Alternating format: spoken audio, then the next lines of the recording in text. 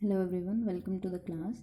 इससे पहले पार्ट में हमने क्या देखा था, टाइट्रेशन ऑफ अमीनो एसिड्स देखा था। उसको हम क्यों कैलकुलेट करते हैं, पीआई वैल्यू कैलकुलेट करने के लिए हम टाइट्रेशन करते हैं अमीनो एसिड्स का। तो हम इसमें देखने वाले हैं कि पीआई वैल्यू कैसे कैलकुलेट की जाएगी। पीआई वैल्यू कैलकुलेट करने के लिए हमें पीकेए वैल्यू पता होनी चाहिए। तो पीकेए वैल्यू क्या होती है उसको देखते हैं। उससे पहले थोड़ा सा बेसिक कि पीएच हमें पता है 0 to 14 का इस स्केल होता है, जिसपे 7 पर हमारा न्यूट्रल होता है। पीएच अगर कम होगी तो एसिडिक कंडीशन होती है, जिसमें क्या है एच आयन कंसनट्रेशन बहुत ज़्यादा होगी। और पीएच अगर ज़्यादा होगी, पीएच का हम बोलेंगे नंबर ज़्यादा है 13 14 अबव 7, तो वो बेसिक कंसीडर किए जाते हैं और उसमें एच आयन की कंसनट्रेशन कम हो जाती है कंपैरेटिवली एसिड के।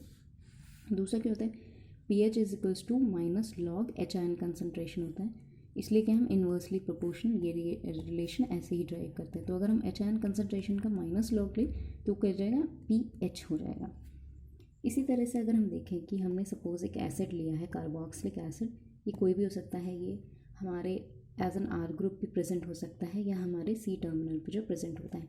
अगर हम इसको हाई पीएच पे देखें, हाई पीएच मतलब हमने क्या करी है, एच आयन कंसनट्रेशन बहुत लो कर दी है, तभी क्या करेगा हमारे सॉल्यूशन में बहुत ज़्यादा लो कंसनट्रेशन है एच आयन की, तो ये अपना प्रोटॉन डोनेट कर देगा। बिकॉज ये एसिड है तो ये बहुत जल्दी डोनेट कर देगा जैसे ही हमारी पीएच कम हो जाएगी सॉल्यूशन में। और क्या हो जाएगा, डी प्रोटोनेटेड फॉर्म में, क्योंकि इससे क्या हो गया, प्रोटॉन रिमूव हो गया, इसलिए क्या लग गया, डी प्रोटोनेटेड फॉर्म। जिसमें इसके लिए जो हम बोलेंगे रेट कांस्टेंट लगेगा वो हमारा हो जाएगा K1। और ये क्या चार्ज कंट्रीब्यूट करेगा, हम बोलेंगे पॉलीपेप्टाइड चेन में -1। और अगर हम इसको दूसरी तरफ लो पीएच पे देखें, तब हमारा एच आयन कंसनट्रेशन बहुत ज़्यादा है, तो सॉल्यूशन में अगर हमारे इस फॉर्म में प्रेजेंट है तो ये इसी फॉर्म में रहेगा, और ज़्यादा हाइपर प्रोटोनेटेड नहीं हो सकता, पॉजिटिव चार्ज कंटेन नहीं कर सकता। तो ये क्या कर सकता है, जितने भी हमारे इस फॉर्म में प्रेजेंट है, अगर हमने पीएच चेंज कर दी तो ये सारे क्या हो जाएंगे, प्रोटोनेटेड हो जाएंगे। जितना भी एच आयन अवेलेबल है उसको क्या करेंगे, बाइंड हो जाएंगे और COOH में कन्वर्ट हो जाएंगे, यानी प्रोटोनेटेड फॉर्म। तब ये क्या चार्ज कंट्रीब्यूट करेंगे, 0।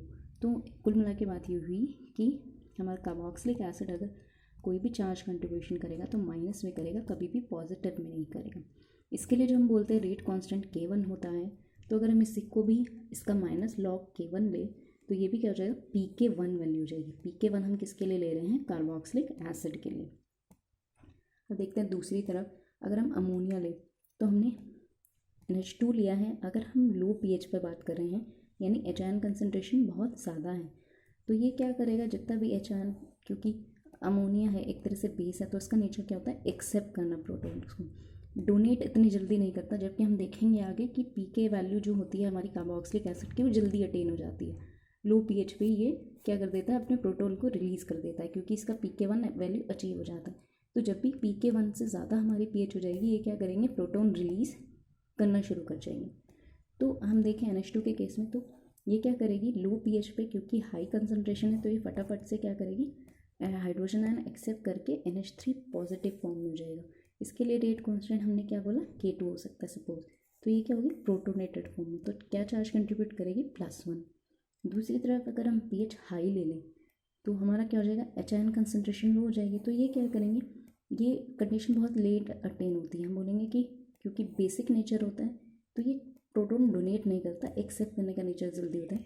तो इसको डोनेट करवाना है तो हमें क्या करना पड़ेगा, पीएच हाई करनी पड़ेगी।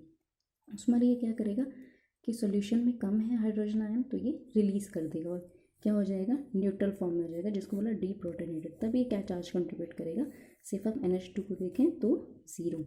तो हमने देखा कि कार्बोक्सिलिक एसिड अगर चार्ज कंट्रीब्यूट करेगा तो -1, और हमारा अमोनिया करेगा तो वो +1। दूसरा क्या है, ये लो पीएच पे चार्ज कंट्रीब्यूट कर रहा है और वो हाई पीएच पे चार्ज कंट्रीब्यूट कर रहा है।